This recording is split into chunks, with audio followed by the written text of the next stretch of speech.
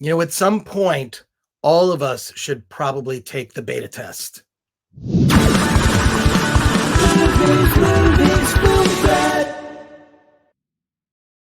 Welcome to the Film Threat Podcast. I am Chris Gore. It is my mission in life to tell you about cool independent films that you need to check out. And this one defies description. The beta test is part thriller, part expose of Los Angeles, part, I want to say, maybe I don't want to say a Me Too comedy, or at least, you know, brushes on aspects of Me Too, living in a post-Me Too world in the city of Los Angeles, which I would describe having had experiences that are kind of similar to things that happened in the beta test, oddly enough. It's kind of like living in the world of John Carpenter's The Thing. Everybody's paranoid. Everybody's paranoid in this weird entertainment town. But I am pleased today to have the writer-director of the beta test, Jim Cummings, and one of the actors from the film, PJ McCabe, to join me here on the Film Threat Podcast. I'm so happy to see you both right now. Jim, I got to ask you, where did this vision come from? Is it based on real experiences? I mean, I feel like you really captured sort of the agency mentality. I've been in meetings like that before. So, I'm sorry to hear that. You poor thing. Yeah. It's brutal. So PJ and I started writing it in late 2018, and it was based on 1,000 experiences that we had in Hollywood and meeting with real people and testimony from 1,000 people in the film industry who have had to live in this world for 24 hours a day. It's terrible. It's a terrible job, and we just found it to be very funny. And then in late 2019, we decided to co-direct it and make something that was ridiculous together. And we shot this thing in 17 days with our best friends.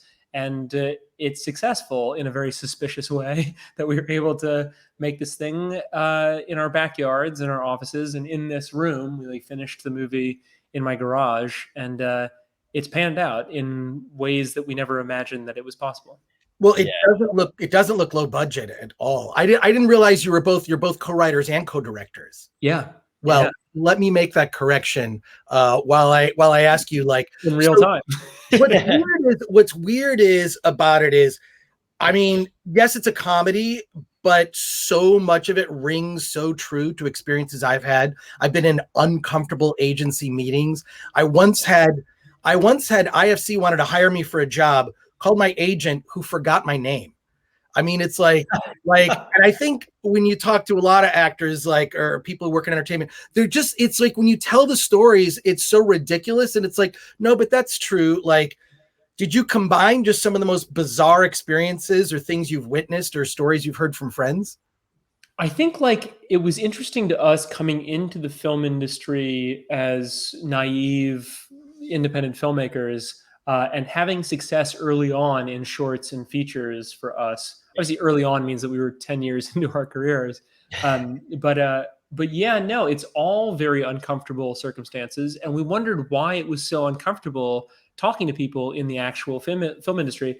And so we did deep dives into that. We tried to interview as many people as possible to find out what it was like to be indoctrinated in this world. And we found out so many interesting things. So anytime you start out a phone call or a Zoom call with someone who is your client, you have to flatter them in the first 10 seconds, where people will say oh, hey, well, you're living the life. Love it. Oh, I'm jealous. All of that stuff to kind of must be nice. Yeah. Must be nice. Winning them over to make it seem like they are living a likable lifestyle in order to get everything that you need out of them, in order to get their property. And it was just interesting to us as soon as we started talking to people about the psychology of what it's like to be an agent and to work in that world, all of these boxes started getting checked for us we felt then more powerful than them because we know the shell game that you're playing, the 3-card Monte that you're trying to pull off. And it allowed us to feel much more confident in the film industry. And then we immediately wanted to send that ladder back down to people who have never had that experience. So it sounds like you've had that runaround of bullshit in the film industry, but most people get suckered into it because of the glamour and the glitz and stuff.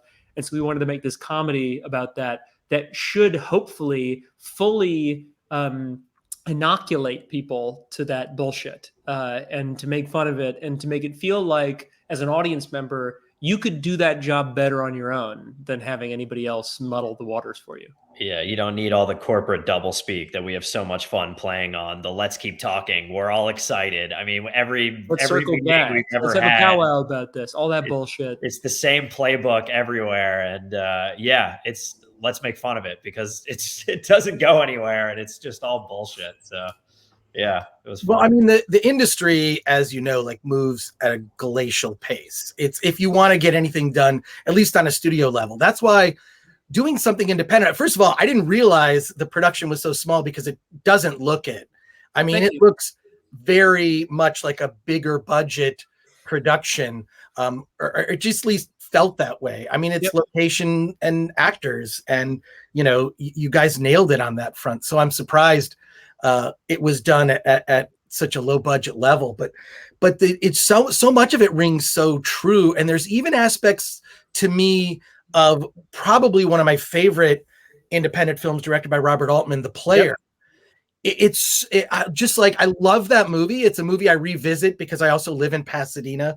So a lot of the locations are here, right? And I even did a TV show once on the lot that The Player was shot on in Hollywood. But there's aspects of this. It definitely is something that, I mean, it's at least sort of connected, following that same world and that just weird, bizarre paranoia. Can you talk about that as an influence? And just like, I mean, it's so different. Like modern Hollywood is different from then, but I feel like the same sort of prevailing bullshit, that's not changed.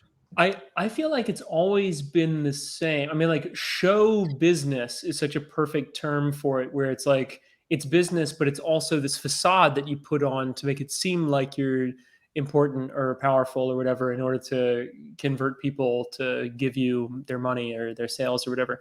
But no, I mean, the town was built on a forest of holly branches. It was like this holly forest. Hollywood comes from that. It's like this forest of spiky brambles that would be very difficult to get through, and nothing has changed. So like, Bob, when he was making The Player, has this interview at the premiere where someone said, I had no idea that Hollywood was that bad. And he responded saying, oh, it's so much worse.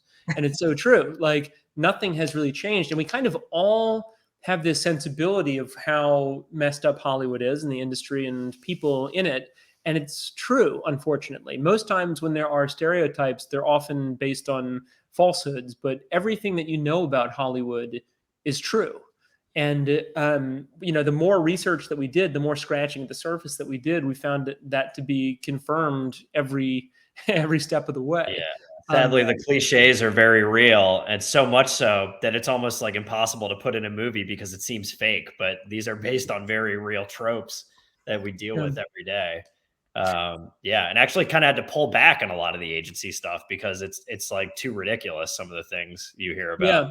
When Adam Vennett grabbed Terry Crews's crotch, sexually assaulted him at a party of Adam Sandler's, he did it twice that night in front of his wife. And he had to leave the party early. And instead, in our film, we just do it the one time, because doing it too much, it would be like, this is gratuitous. There's no way this happened in real life. And it did. No one will believe it. It's too weird to put in a movie. Yeah. That's why I think a lot of people do. Like, after a while, I mean, I've had experiences not having my crotch grabbed, but just those weird, uncomfortable meetings where it's bullshit and nothing's going to happen, nothing's going to come of it. And part of that frustration is like why I'm like, I'm not going to have 2 years of meetings and then nothing happen. I'm just going to make the movie. When did you decide, and I don't know if you pitched this around as a film or just decided we're just going to make this? And no, we didn't even try. We knew that history of Hollywood, of spending 8 years talking about making a movie and possibly, being in development someplace, and then those executives leave and they don't give a shit about the project, the new people that come in, and then you have to get the rights back, and then you're able to do your own thing. Like, so many of our friends from film school have had to go through that horror show. I mean, ourselves as well. And so we didn't even try. We went to the internet instead and ran a crowd equity campaign to raise the funds to make the movie. We had already made 2 feature films, arguably 3, with the same production team at Vanishing Angle. And we just knew that we could do it. And so we asked for exactly the amount of money that we needed to make the thing. We shot it for $250,000 with our friends and family. And, you know, it looks like a $4 million movie or whatever, because the technology these days allows you to make something that looks amazing.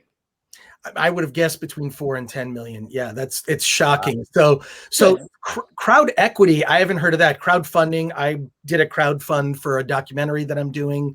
Crowd equity, I've not heard of that. I've heard that's a possibility. What platform did you use, and how'd you go about that? We used a platform called WeFunder, and it's a platform that allows you to sell shares of a company. So all it takes is starting an LLC through the Secretary of State website, and then selling shares of the screenplay or the movie to strangers on the internet. And we were very lucky. We raised the full production budget in the first 12 days of having the campaign live. Obviously, we had 2 very successful feature films that were coming out at the time. And so we were great candidates to invest in. And we were able to make the money back with return on investment in the first 2 weeks of being at Berlinale. So yeah, I mean, I think it really is the future for independent film, and anybody can do it. Like, it takes no time to set up a WeFunder account or an Angel List account. And I think it's just a great way to completely circumvent and bottom out the industry that we know that is Hollywood. Yeah. Do you think that Hollywood is going through, I mean, there's obviously a shift from so many streaming services, which we know that that's going to, at some point, some of the smaller ones will be absorbed. I think that that's naturally what's going to happen. But I think there's a real opportunity with independence now, as sort of your blockbuster films become just so much like fast food, right? It's just brain sugar.